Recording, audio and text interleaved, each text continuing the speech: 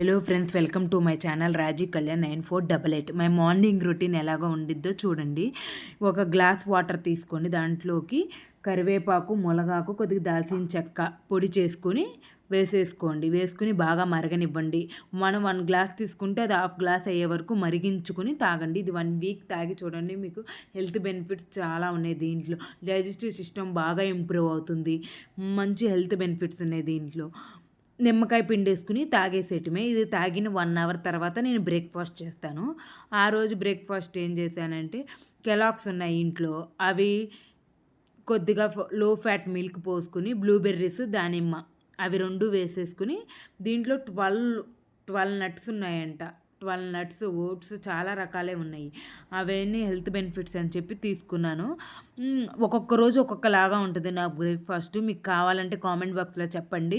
చేస్తాను. Please like, subscribe my channel.